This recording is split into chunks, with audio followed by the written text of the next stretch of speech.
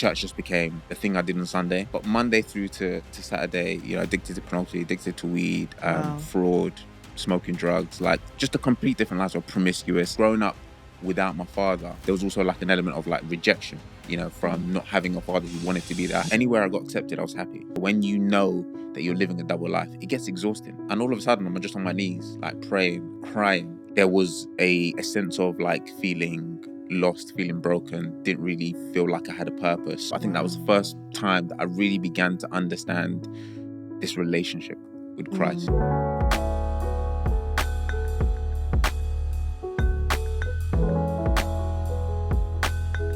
Welcome back to the Come See podcast. It's me, Damio Keke. I am your host. Thank you so much for joining me again. I've got another amazing episode for you today. A big shout out to anyone who is listening on Apple, who is listening on Spotify, any other podcast platforms. Thank you so much for listening. And if you are watching on YouTube, of course, thank you so much for watching. If you haven't already, hit the subscribe button so that you can join the Come See podcast family, because we're trying to reach our 10K subscribers. We're getting there. But yeah, we need to pick up the pace. So join the family, and we have episodes every 2 weeks to stir up your faith, to inspire you, to challenge you, and to just remind you that there is a whole community of believers doing this Christian walk alongside you. So I've got another amazing guest to share with you today. So my guest today describes himself as a son of the Most High God. He's far from perfect, but he's trying to be intentional every day by drawing closer to God. He's a husband and a father to 2 children, and also a qualified health and performance coach. Welcome to the Come See podcast. I am Mikun Oluwaleimu. Thank you. Welcome. Look, guys, let me not fool you. I struggled to say that surname. I'm a true Yoruba girl, but Oluwaleimu is thick. That's a different level of Yoruba. Thank you so much for coming on. Thank you for having me. Thank you. I'm really excited to hear your testimony, and just hear your Come See story. I think I was saying to you earlier, the Come See podcast is inspired by John 4:29, which is where the woman by the well has an encounter with Jesus that not only transforms her, but her testimony transforms her community. And so it's just like this is a platform, this is a space to just celebrate and encourage people to share their testimonies and celebrate the goodness of God, the faithfulness of God, and just use it to encourage and remind each other that, God's got us, and he's always faithful. He works everything together for our good. So yeah, tell me a bit about your upbringing. You were telling me that you're from North London. North London. So you're not far from home in here. You're not far from home. Literally, funny enough, there was a gym just around the corner, Zone Gym. Okay. Yeah, okay. so during COVID, that was like the only gym that decided to open up. Really? So yeah, So I used to come here. You've been in the neighborhood. So tell me about like your upbringing. Were you born and raised here? Yeah, it was born and raised in London. My mum, she gave birth to twin boys. Wow. By herself. So yeah, she had a lot on her hands. So you're a twin? Yeah, I'm a twin. Yeah, I'm Kende, my brother's You hid that. When were you going to reveal that? In all our correspondence, you never once said, by the way, you're a twin. Were you identical or? Unidentical. Okay. But some people still struggle to differentiate you. Yeah, like we have. Like, I remember the pastor's wife in my old church. She could never know who was who. So to save saying the wrong name, she would just say, hello, Mide Mikun, when she sees any one of us. So she says both names. Oh, yeah. Okay.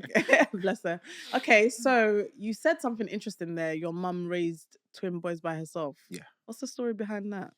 What can you divulge? Yeah, 100%. So, she came to this country pretty young. She grew up in Nigeria as well. Okay. She came to this country pretty young. And again, I mean, a lot of men in that generation, they lived up to, so yeah, she came here, she was pregnant and decided that she wanted to continue with it, and then obviously she went through bringing us up. Wow. And I think, yeah, now being a parent, I think there's a lot more that you can kind of take a step back and look and appreciate of like the sacrifices that they made. 100%. I think sometimes, yeah, you're too young and ignorant to understand, a Yeah. lot of the choices they make. But, she was, from what I remember anyway, she was always working two jobs, round the clock, Wow. just to make ends meet. Um, and I think we were lucky enough in, I think, the area that we grew up in, there was also a few other of my friends that had single mothers as well. Mm, So they kind of within themselves built community. So like if my mum was working, my friend's mum would pick us all up, and they that's became amazing. our brothers. Although we were twins, we had like 4 or 5 of us that Mm, grew up in that same kind of predicament and area where we just had this like strong mother figure to look up to, mm, always doing their best. Like they even did things like like holidays together. So we went to like that's amazing. Isle of Wight and Butlins, them There's a kind of lot of things. wisdom in that. 100%. Yeah, I mean, Yeah. so I feel like they gave us a very wholesome experience Yeah. as children, even though we didn't necessarily have a physical father figure present. So yeah, Mm, wow. That's really refreshing, because I know that for a lot of lone parent homes, um it's difficult to keep an eye on your children and bring food into the house at the yeah, same time. So for them to decide to work as to build a network, basically, that was a lot of wisdom on their part. yeah. Because I'm sure otherwise maybe you guys wouldn't be where you are No, 100%. today. Yeah, yeah. Like there was just, and I think although yes, she had You to work around still, the clock. yeah. You felt her presence was there. So Sha, if you're Your trying to, her eyes yeah, are watching you.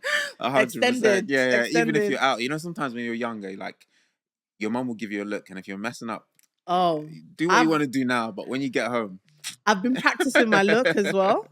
So like for me, like I've been practicing, like if I look at my son, so I have a 7-year-old and I have a um 2-year-old, and the 2-year-old doesn't quite get, it's starting to get the look.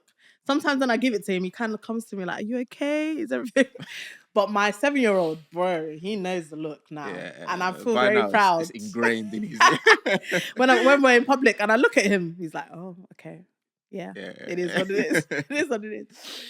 So yeah, so tell me more about growing up in North London.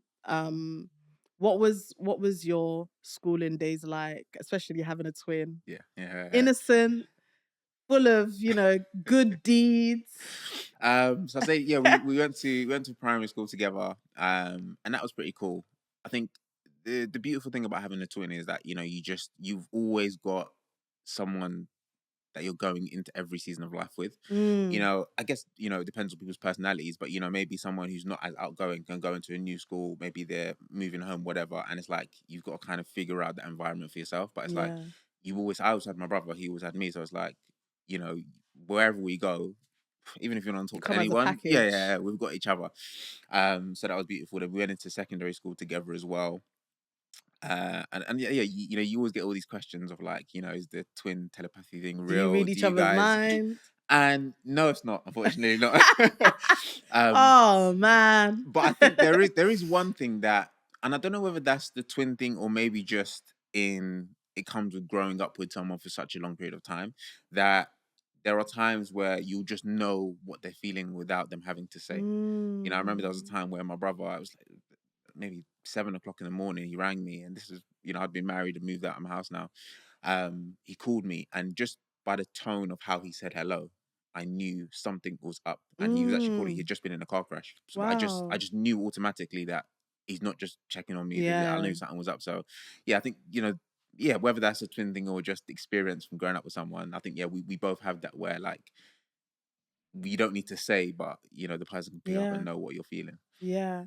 I would love to have twins, but I think everyone likes the idea A hundred of percent. having A twins more hundred than percent. the The reality, responsibility and yeah. the reality Because of when literally with my wife, I was saying the same thing when we were thinking about having kids, and I was like, do you know what I would love? Because we both wanted two initially, and I mm, was saying I would love to have twins because it's done. yeah, Do you know what I mean? You're it's done and out of the over with. way. But the reality, I think, sets in when you have a child and you think, if there was There were two another of one, these. yeah, like one's crying, one goes to bed, then one wants milk, then this one wakes up, and I Nah. thought, yeah, I think I wouldn't have this hairline, and yeah, Do it you would know be what I yeah. mean? Shout out to any twin parent, any parents, carers who are looking after twins or multiples, shout out to you guys. You guys are the real, the real MVPs. Like, we 100%. respect you guys.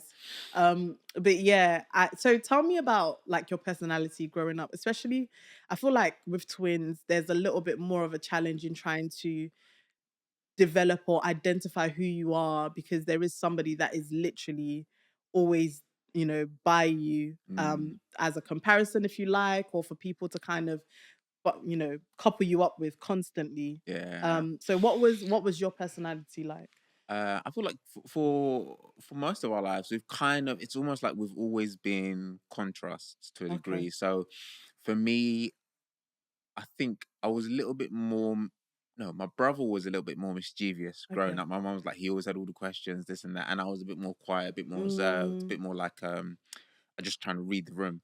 And growing up even till now, I think that still plays out. So he's a mm. he's a wedding MC. Oh, So he's, wow. he's that's his character though. Like before even getting into wedding MC, we go to like a party, and he'd be the one getting Life of everyone the to get, yeah, party. yeah. He'd be doing the games, and this can be a party where I've brought him to, it's my brethren's, and he doesn't know anyone. Do you know what I mean? That's him. But whereas me, I'm more like, Crazy. I like to sit back and just to Bit see more who I connect with. introverted. Yeah, yeah, 100%. I used to say I was shy. Oh, you're the introvert. Introvert. Yeah, yeah. Introvert. I'll call it introverted. Yeah. But yeah, that's we've always been a contrast. So Mm, I think when we've been out, it's nice that like he kind of just I'm just happy for him to do his thing. He's yeah. having me to do, but we love You each other can the same just way. Yeah, yeah, yeah. balance each other out. Exactly. Yeah. That's So yeah, beautiful, man. So tell me about faith in your household then. Did you grow up in a Christian home? yeah, yeah. So I mean, from as young as I can remember, I do remember mum telling me that when we were born, she wasn't necessarily like born again. But from as young as Mm, I can remember, I do remember her having a relationship with Christ. mm, Um, I remember her like just sometimes, in the morning or late night, hearing her praying. And you're young, so you want to sleep. So you think, "Why is this yeah. woman making noise?" But Yeah. yeah, you appreciate it. Shouting. Yeah, yeah, yeah, yeah. And it's you they're praying for as well. Yeah. Yeah.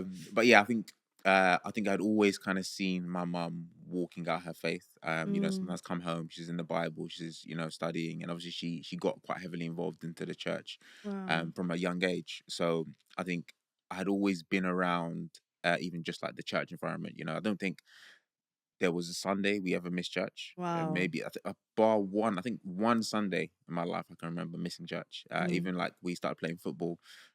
She said you have to come to church. Your coach can come pick you up from football. Like she was very much. yeah. You will know what church is. You will know who Yeah. God is in it, and I appreciate her for that, because it's things that really impact the way even I parent today as well.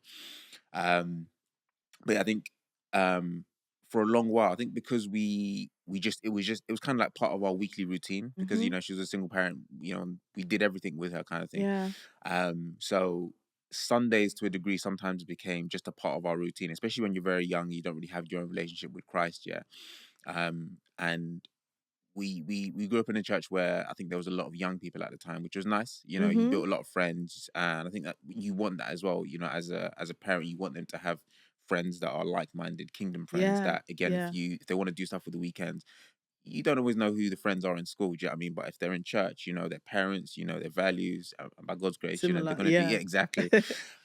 So I think I loved more so the friendship side of it that I got from that than church. So I think for a long time I was going to church. It was just a routine. It was just, I knew how to put on the church hat, Yeah. the church face. And I think especially when I got to like secondary school, where you have a lot more of those influences around your life, church just became the thing I did on Sunday. Put on my church hat, greet aunties. You know how to play the To role of work. church, yeah. Yeah. You know how to play it. But Monday, Saturday, I was a different guy. Wow. Completely, it's literally night and day. Like What do you mean by that?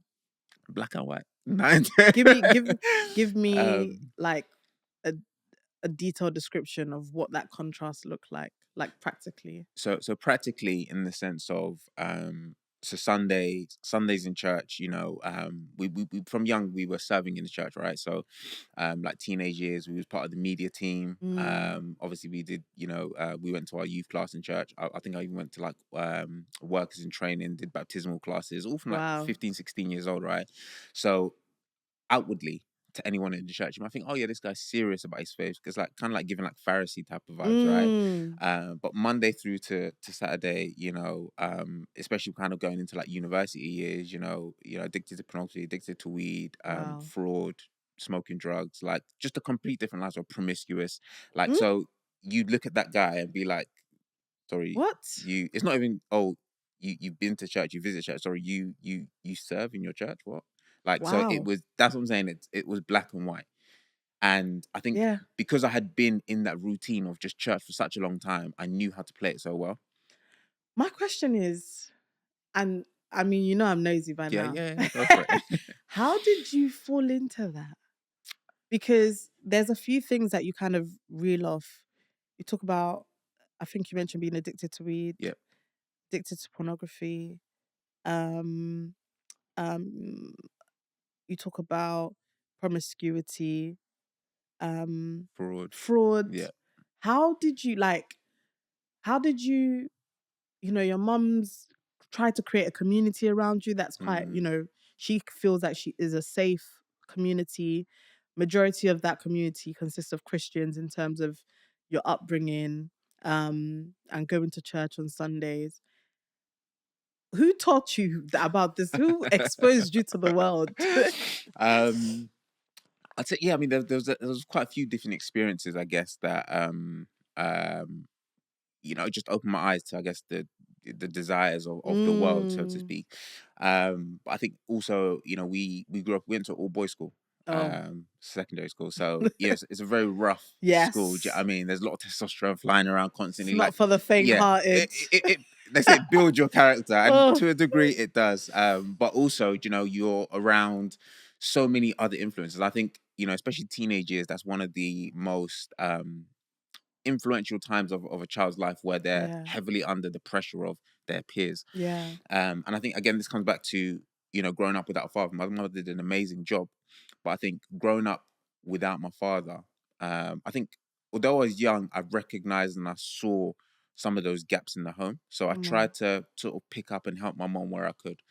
A lot of people refer to me, oh yeah, as my mom's husband when I was young, just because like I kind of just felt like, oh, I have to step up here. Mm, But I think unknowingly it built up a lot of anger and resentment in me.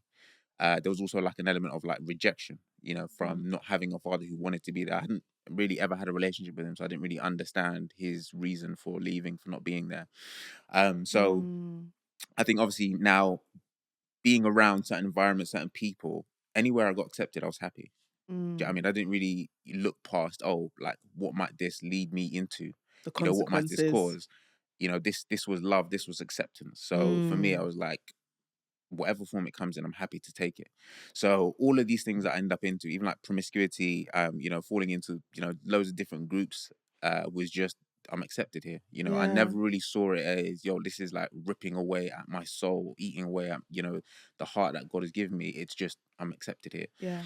And I think for a long time, until I really understood that, I just continued in those cycles. Do you know what I mean? Once sin grabs a hold of your flesh, it's It's very difficult it's to a break battle. out of it. Yeah. Do you know what I mean? So and then again, obviously, like, when you get into like the money side of it, it's like, it gives you a certain status. People look at you, the nickname Meeks, I think from young it started as like Money Meeks. Everyone used to call me that because, Mm, you know again, like, you'd go to, even just like stupid things, like you go to Tesco, everyone used to sell sweets and stuff in the yeah, playground, but hustle. you'd go into Tesco with like a football bag, you'd rob the store Yeah, and you'd go in, but it's like, you're making good money as a kid. You can afford nice trainers, everyone's looking at you, you have a certain level of status. And again, obviously, from that fear of rejection, it makes you feel like, accepted. finally, like, people, accept that, love me. So I think a lot of that was kind of deep rooted in just not really knowing that it came from my father. And God had to take me on a journey with that as well, and Mm, just being able to forgive him and understand how a lot of those things played out in my life as well. yeah, that's deep. So, in terms of fraud, was it a friend that kind of said, "Yo, come and get into this," or Mm. did you say, "I want in," or I think, yeah, obviously, all boys school, you're seeing certain people and the lifestyle, you're like, yo, like, wait? So these this is secondary school, secondary or school, yeah, secondary school. So like back end of secondary school, going into college. So, you're seeing people, like always in the freshest trainers, freshest tracksuits and that. And I'll be honest, like when I was young, you know, you tried to keep up. I used to go to Wembley Market, like two Air Maxes for like £35, but you know it's not the real deal. But Yeah. you know, eventually you aspire to kind of want more and stuff. And you're just trying to keep up. It's like keeping up with the Jones sort of thing. So when I got into college, you know, I'm around certain people that are like running this sort of this fraud game, and I was like, you know what, yeah.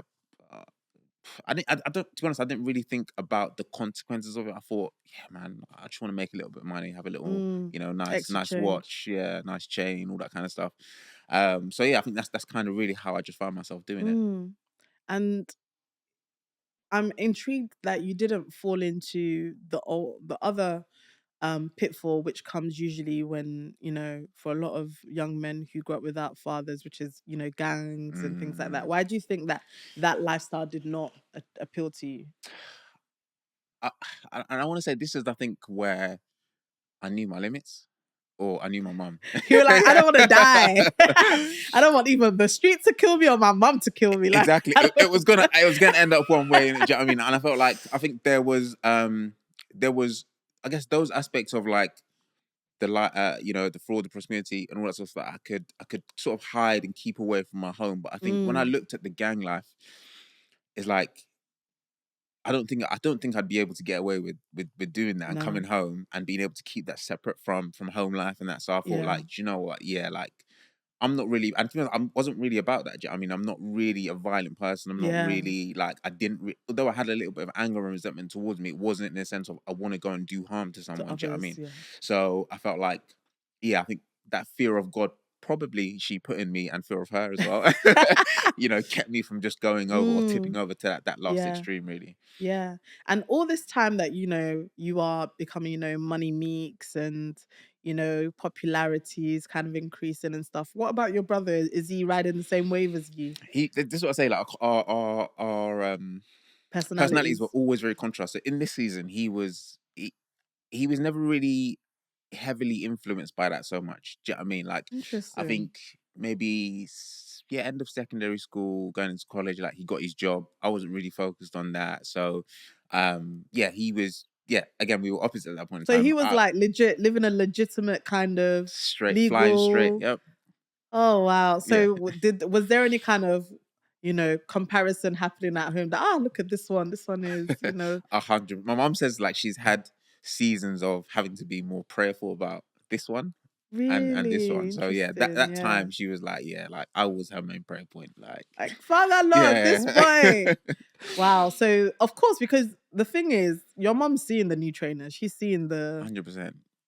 and she knows you don't have a job. Yeah. I mean, we're going to the barbers. I'm paying for mine and his haircut. Yeah, I mean, so like, even just things that I'd buy for her and that. So they're not dumb. You know, if our kids were to do that, come home and you know, like Montclair or this and that, you're thinking, I know how much that costs. Do you know what I mean? So I think she definitely, and the spirit will reveal things to her anyway. Do you know what I mean? So I think she Yeah. definitely knew some of those things. Did she ever call you up on it and be like, what's going on? I remember there was a time where I think I let one of my friends borrow a phone, an old phone that I had, and I knew he was obviously doing his thing with it and whatnot. And because it was just an old phone, when he gave it back to me, I didn't really. I just put it in the drawer, and I think maybe one time later on, a while later, she must have wanted to use a spare phone or something like that. And she's seen all these texts, and she asked me about it one time, and I was just like, I don't know what you're talking about. Like, I was like, Deny, yeah. deny. She's not dumb, so do you know what I mean? But it's just like you just in those times you just deny it and just Amnesia. yeah. Just No comment. that you know, was it Men in Black moment? Yeah, you know. Wow, that's crazy. Shout out to your mum because you know you are upstanding, you know, citizen in society today. Amen. So her perseverance paid off. But when did you get the reality check that this was not going to be a sustainable way of life? Not just the financial side of things, but also the more the condition of your soul when it comes to things like promiscuity, when it comes to things like porn addiction, weed. Why were you self-medicating? And I think these are things that only really became apparent to me a bit later on as I began to do, you know, a bit more of like, you know, self work. And I think a lot of it was fueled by, I guess, trying to find fulfillment in Mm. things. So I was playing football from a very young age. I was very active, very athletic, very sporty. So I got into playing football at a very young age. So I always had this kind of dream of wanting to go and play, professional football. Professionally. And I think when I had an opportunity that didn't come through, so I was meant to go to America. The scholarships were a bit different out there, so like they don't get student finance and stuff. Okay. So financially, it just wouldn't make sense. My mum was a single parent. I wasn't going to put that burden on her. Yeah. And I think that for me, I think I felt like I was placing so much fulfillment in when I become a footballer, then I'll be fulfilled, then I'll be happy, etc. Yeah. And when that came crashing down, I think there was a sense of like feeling lost, feeling broken, didn't really feel like I had a purpose. So I felt like I tried to find that, or just fill that void with all these other things. So with substances, with promiscuity, all of that, I think, just to try and give me some sense of purpose or fulfillment. And I didn't know at the time, but I felt like as I was just engaging in those activities more and more and more, it was pulling more out of me. So rather than trying to find and feel purpose, I was actually losing more and more by engaging in these things. And I think it got to a point where I finished university, and like I've been What did you involved study? I'm intrigued. sports management. Okay. Yeah, me and my mum ward. I didn't even want to go to university. I had no education was not Educational. my thing. Do you know what I mean? Because I was still, even up until college, I was doing like football scholarships. So I was still hoping that maybe I could still Sports. break in. Yeah. So I think finished university, and at that point, I kind of just sat down and looked at my life. I was working at the time in Clark's, so it was a shoe shop during the day, and then like doing like a call center in the evening. So I mean, just doing jobs to get by. But I looked at my life and I was like, I'm 21 now. I don't really know where I'm going in life. I just felt lost. Felt like I was lacking in purpose. All of these things that I had been doing had just left me feeling more empty. Yeah. And I was like, you deep this emptiness, like it's Yeah. until you confront it. yeah, You come face to face with until it. you sit there and look at yourself and think, wow, like I've really got nothing going for me right now. Do you know what I mean? And I felt like that was the first time that I realized that like everything that I had been doing hadn't been fulfilling me, hadn't been giving me a sense of purpose. And I felt like, yeah, in that first year of coming back from university, it was it was the first time where I think God really spoke to me and was just like, because a lot of my friends were still at university, some of them were doing longer courses or they started a year later. So I think I was the only one really back in the ends at the time. And God was like, this year it's just going to be me and you. Like I kind of had no one really, like, so, that was the first year that I said to myself, all right, cool. I'm cutting out all of the things, the lifestyle I'd been doing before. And, because I was working a lot, not that I was making, good money in comparison to what I was before, but it kept me busy. And I think at that time, that's when I really understood that the devil makes work of idle hands. 100%. Because I had so much time. I'd never worked a job until university. So I realized that because my hands were so idle all the time, that was easy for the enemy to put these ideas, oh, you could do this to make a quick change, quick buck and that. But when I'm working now, it's I don't even have the time to think about it. I get home, I'm shattered. You're exhausted, exactly. And I'm, So I think I remember one time being in, I think I was sorting out the house or just sorting out some stuff. And I remember sorting out this box, like a chest of drawers that my mum had. And I opened it up and there was this like pile of New Testament Bibles. Okay. It was they're the Psalms and New Testament. The red ones. Yeah, the slim ones that you can carry around. Yeah. Yeah. So and I don't know why. Obviously, I took them out and I was dusting them off and whatnot. And I'm literally just there in the kitchen, and all of a sudden I'm just on my knees, like praying, crying, and I have no real reason why. But I think that was the first time that I really began to understand this relationship with Christ. Do you know what I mean? As opposed to the religion. So I think after that time, I really said to myself, okay, cool, I'm gonna have to commit to the Lord now. Like this can't just be something that I do because it's the right thing to do, because it's the religious thing to do. But if I want to do this, I want to do it for myself, and I want to be able to truly have this communication with him where I can talk to him as a friend. So from there, it's kind of where I started to take him more seriously. I think we started shortly after, maybe we started like a brothers fellowship with a few boys that again were on the same sort of page. We'd walk kind of similar lives, but we wanted to all change and stuff. And that was really where I think the intentional change anyway to be more like Christ and to follow him started. You not say that it was perfect, there was still I'm sure you know what I mean? you guys will be pulling each other up like, no, we don't do that anymore. Like 100%. So, there were still times where, I found myself doing old things and stuff, but I think in the back of my head, it was always there, like, okay, cool. I know why I'm doing this. It's not just Yeah. because my mom brought me to church. And I think, I talk about this all the time. It gets to a point in life where we can't just inherit the faith of our parents. When you talk about inheritance, people can give you things, but it gets to a point in time where, like, now, yes, we're always gonna. I pray our mom's always gonna be praying for us. Yeah, Yeah. that's the reality. Yeah. But those prayers aren't gonna save you Mm-hmm. unless you've made that decision to follow Christ for yourself.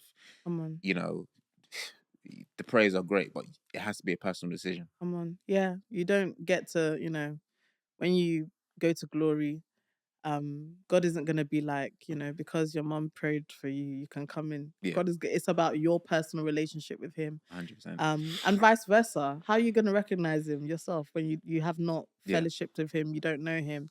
Um, there's something so beautiful about you as a young man in that season of your life being humble enough or broken enough, whichever one it Mm, was, to just surrender and to just admit that you don't have it all figured out and you don't get it yeah. and it's not enough for you. It's not hitting, it's not doing it for you. Yeah. Yeah. Yeah. Um because I feel like for a lot of people, admitting that there's a level of humility that is required. There's a level of um consecration of self kind of putting self down Mm, um that's required. And I think a lot of men are made to feel like that's not a very masculine thing to do, mm, you know?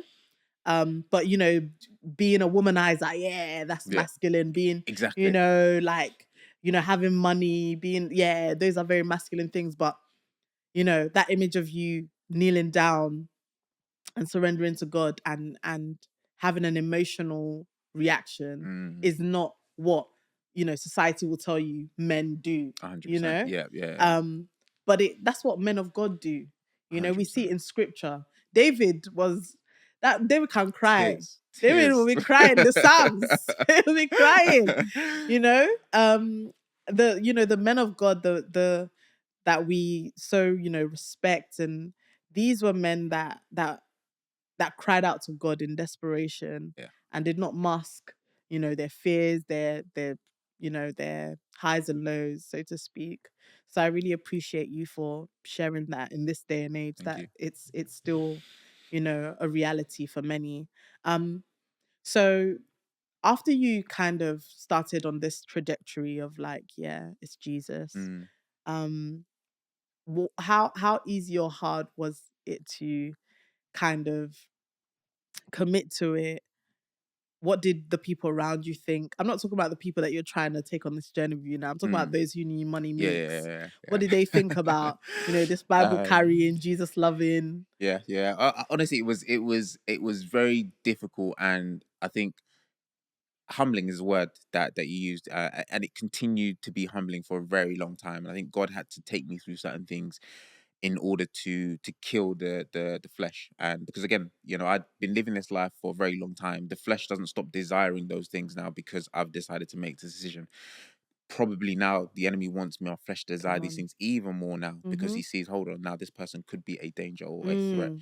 So I found like there were specific moments where I found myself really having to decide, am I gonna please the world or am I gonna please God? Yeah. So I remember, I think there was a point in time where I had a car, I had a Sirocco car before, sold it, and I was like, I just want to, be a bit more frugal, financially prudent. So I bought a smart car. So again, come from Money Meeks to driving a smart car it's humbling for me.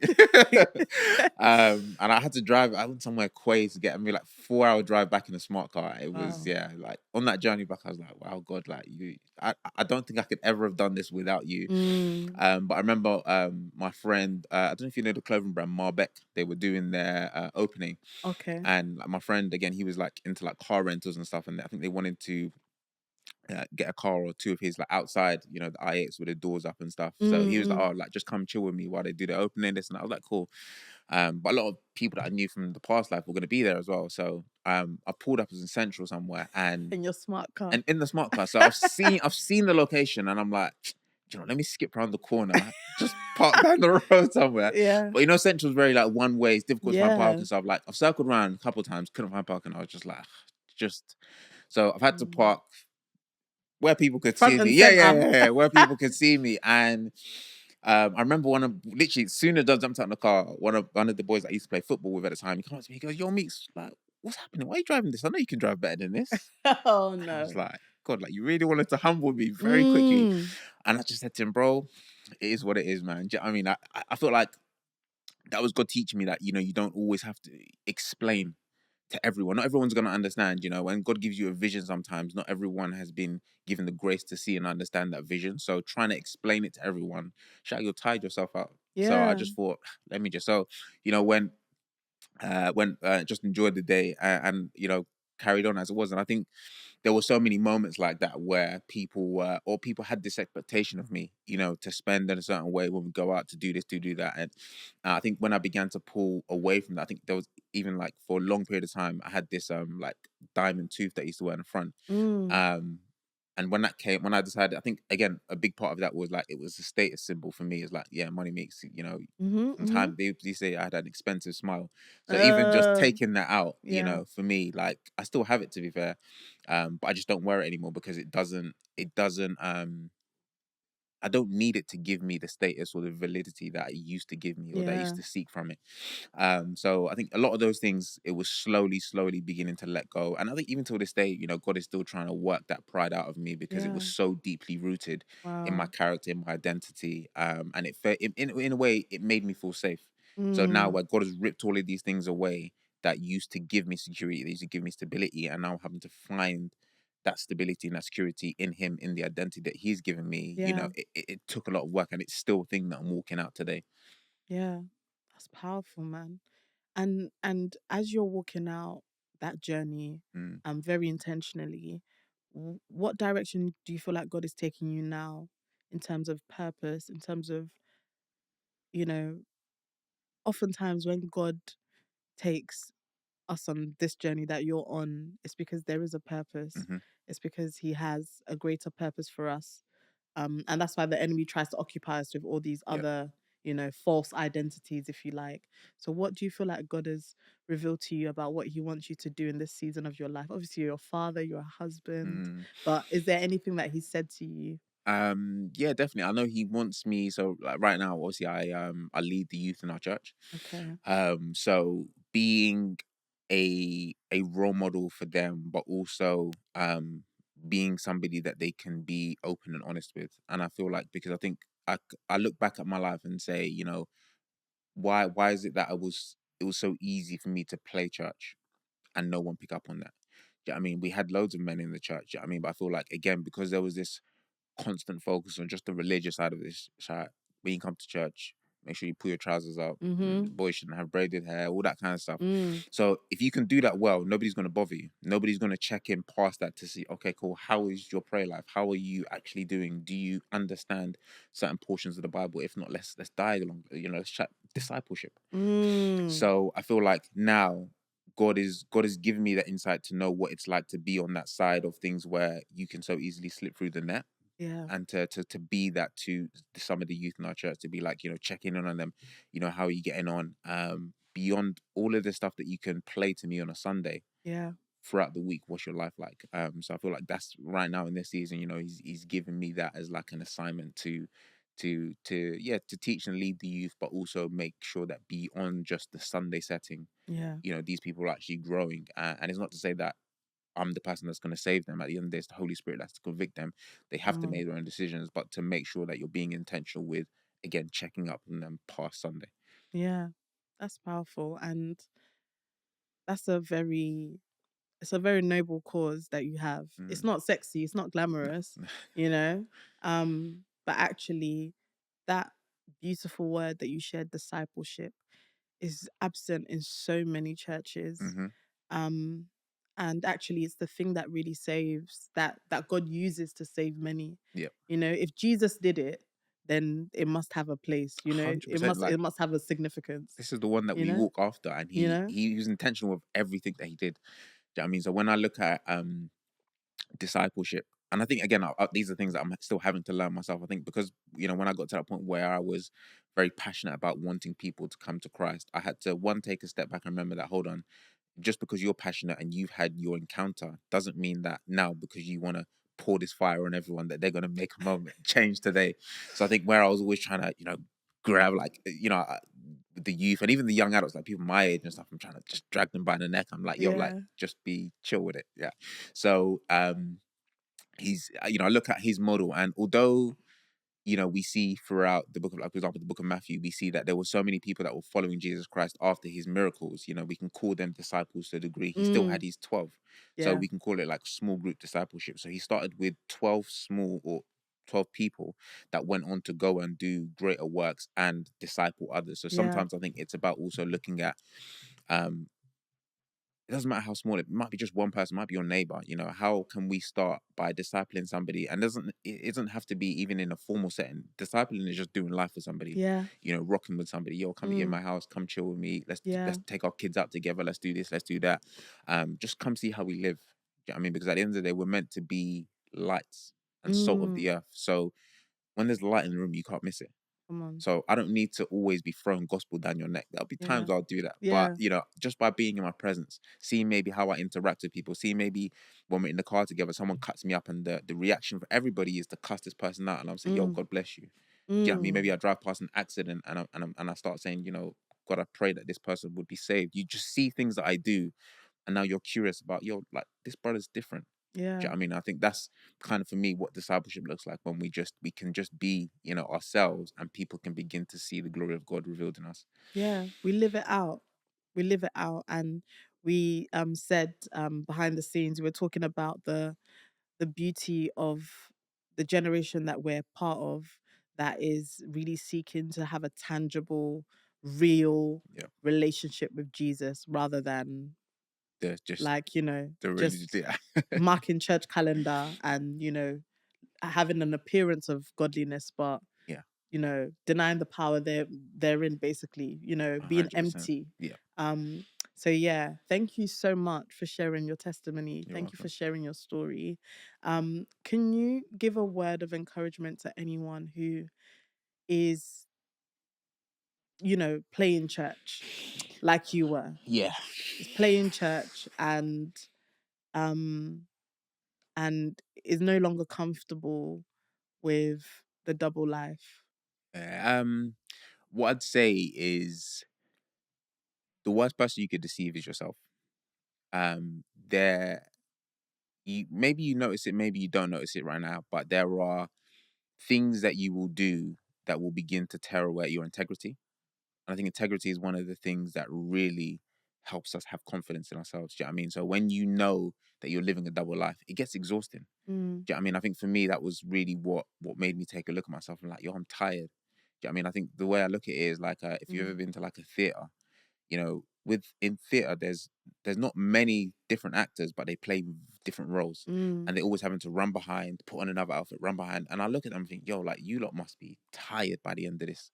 And that's what it's like spiritually when we're playing church. You're mm, playing this today on a Sunday, and maybe sometimes you got to play it on a Wednesday. Maybe you see some auntie and uncle from outside church, and now you got to put this hat on quickly. And it's like, when do you ever get a moment to just breathe and just be like, this is who I am, irrespective of where you see me, where you find me. So I think, the first thing is to just take a look and say, do you really want to? Can you even afford to keep this up? mm, Are you just at the end of yourself, and you want to be able to just be authentic? I think the second thing is knowing that, you're going to be found out one day. Christ already knows that, but if eventually it's either going to be, this side of life, or the people that you present to, be this guy or this girl or whoever it is, will eventually find out, oh, hold on, like, this isn't who you really are. And I think, yeah, nobody wants to be a fraud. mm, And I think I found that out very, very early. But also, it's just, yeah, I mean, like, when you get to this point of really beginning to understand the power of the Holy Spirit, as you were saying, like, you will not want to, play around with that. I think mm, there's a very deep testimony that, or experience that happened in my life, where I began to see the power of God and what He can do when we just surrender and depend on Him solely. I remember Mm. we've got two children, so my daughter's 3 now, my son's one and a bit, and I think when he was 4 months, there was a time where basically he was I don't even like to use the word, dead, but he was not breathing. He was Wow. literally in my arms. He was ill. He had some sort of like infection, but something happened and he basically stopped breathing. I'm doing chest compressions on him. Like he's on like a sort of like an ottoman like this, doing chest compressions, maybe like 9 or 10 compressions now, and like it's just like white. I don't know what you want to call it. Like mucus is just pouring out of his nose every time I'm breathing into him. And at this point, I'm like, you just there's so much going through your mind. So like my wife was upstairs, I screamed her name, and she was just like, by the way I screamed her name, she knew. She's like, I never call her name like that. Do you know what I Mm. mean? So she's run downstairs, seen him, and her reaction, she just knew automatic. She's got on the phone to the ambulance. And just before she was about to call them, I said, go and get the anointing oil. And she's gone upstairs, she's on the phone to the ambulance, she's come back down, and he's still there. And I'm just like, God, this can't be how this boy's story ends. So I've grabbed the oil, and again, this is another thing that's, I guess, that shaped me from young. I always knew that my mum anointed us with oil. Do Mm. you know what I mean? So I wasn't even consciously doing this. I think the Spirit was just working in me in that time. So Mm. I've grabbed the oil and I've just put the mark of cross of Christ on his head, and literally as I've gone like this and finished the cross, his life came back into him. Wow. Woke up and he's breathing, and I'm just praying in tongues and just waiting for the ambulance to come. And it's like, if God can do this for me, you know, there is nothing else in this life that would make me commit to anything else. I would never go back to the world, never go back to, all of these things. If God was able to Yeah. bring back my son, raise him from the dead, Wow. because of a simple, just not even a word, but I just put the mark of Christ on him. Yo, God, I'm gonna live for you till till Amen. till till the death of me, man. Amen. Forever and Amen. always. Amen. Praise God. Thank you so much, Meeks. Thanks for just sharing your story, man. I'm really encouraged. God is He amazing. is. He is. Like, he takes the foolish things to confound the wise. Hmm. And I just love like your humility and being able to say, look, I'm a Jesus boy. Do you Yeah. know what I mean? Through and through. Like, Yeah. amazing. Thank you so much. So, how can people get in touch with you, find out more about the stuff that you're doing or going to be doing? Tell us very briefly about that. Yeah. So yeah, we're on Instagram, Meek Olu underscore the redefined coach. And so I used to be a health and performance coach, and I had a very deep revelation. I always have to, yeah, God's always, Deep. he's in my ear, man. He's in my ear. And I just, yeah. But I think it was the end of 2023. I'd been, working with clients for a very long time, and to help them build mental clarity, limitless bodies, and optimize their lives. And again, obviously, as a health and performance coach, although you're working, with a heavy focus on, the physical side of their bodies, you change Mm, a lot about people's lives. You give them confidence. People start getting into careers that they never thought was possible because their mindset changes, their habits change. So for me, I felt like a very long time I was changing people's lives, and I was kind of mm. like the message, like, yeah, come work with us, we'll change your life. But God spoke to me one day. I'd been doing this for like 10 years, and He said to me, for every single life that you've changed, how many have you brought to Christ? Silence.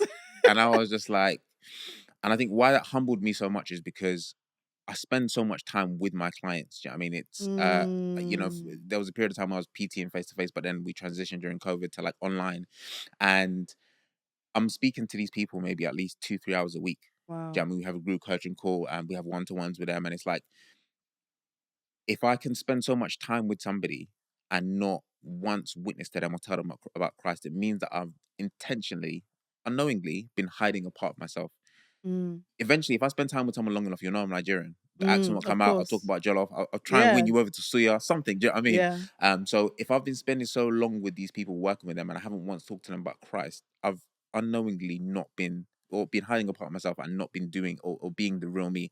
So Christ really just told me to take a step back for a minute, for a season, and I wasn't taking on any more clients for the whole of last year. And Mm, He was like, I just want to do some work in you, to pivot your priorities, and to make sure that wherever it is that He directs me next, my focus is on drawing men to Him.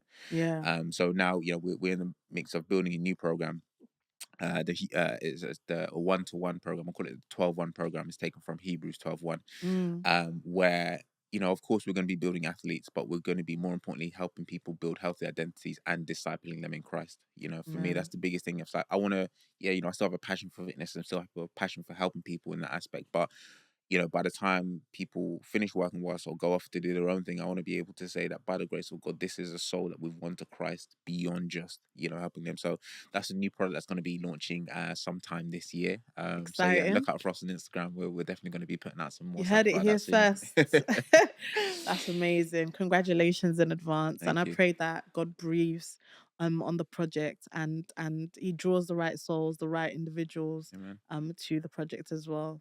Thank you Amen. so much. Thank you for coming on. Amen. Thank you. Thank Thank you for having me. you. Thank you guys for listening. Thank you so much for joining me for another episode of the Come See podcast. Until next time, God bless.